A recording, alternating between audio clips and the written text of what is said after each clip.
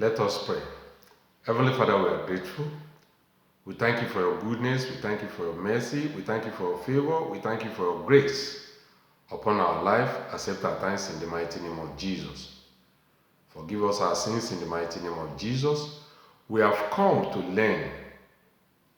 Teach us from above in the mighty name of Jesus. And let your name alone be glorified.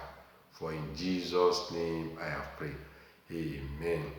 You are welcome to another episode of the Revelation. In today's episode, we are moving on to Revelation chapter 14. Revelation chapter 14, which I title The Lamb with the 144,000 Saints. The Lamb with the 144,000 Saints.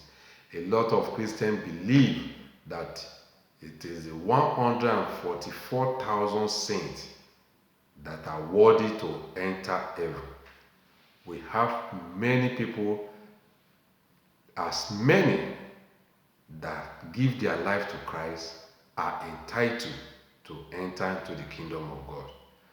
In Revelation chapter 14 verse 1, it said, a lamb stood on the Mount Zion with the 144 saints. In verse 3, they are singing new song before the throne of God with the 4 beasts and the 24 angels.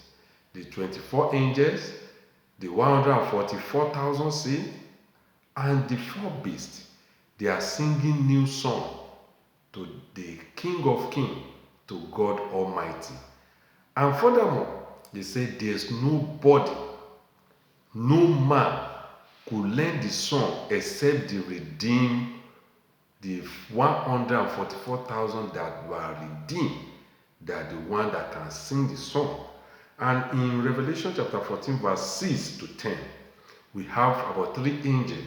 The first angel having everlasting gospel to preach unto them that dwell on the earth. The first angel have the everlasting gospel to preach to the people on the earth.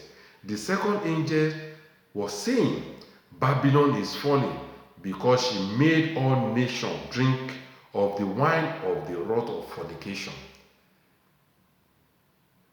The second angel was saying Babylon is falling because she made nations to drink wine of the wrath of fornication. If you look at what is going on now, the rate at which fornication is increasing daily is alarming. God will give us the grace to stand to the end. We Christians should try our best not to fall into this temptation. And God will give us the grace in the mighty name of Jesus. The third angel saying, if any man worship the beast and his image, and receive the mark on his forehead or in his hand, the same shall drink of the wine of the wrath of God, and shall be tormented with fire and brimstone in the presence of the holy angel and in the presence of the Lamb. That is, as many that receive the mark of the beast, either on their forehead or in their hand, they will be tormented by God Almighty. So we Christians should be careful. We Christians should try and endure so that we will not end up in hellfire. Then in verse 13, blessed are the dead in Christ. They may have rest from their labor, and their work follow them. As many that die in Christ, they will have rest. The Lord Almighty will give us rest in the mighty name of Jesus. At the end of our race on this earth, we will not miss heaven in the mighty name of Jesus. Let's encourage ourselves.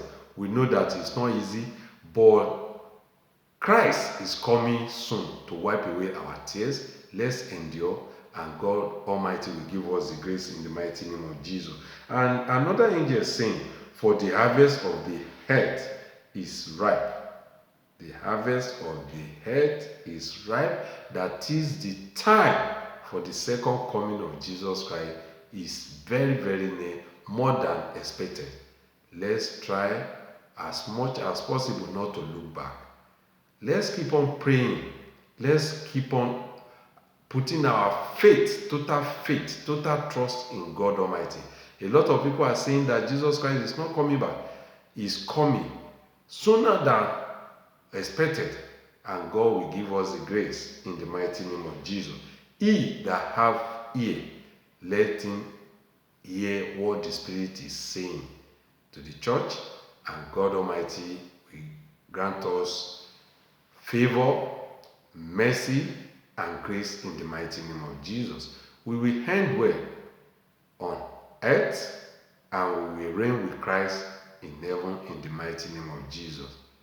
Remain blessed, and God bless you in Jesus' name. Amen.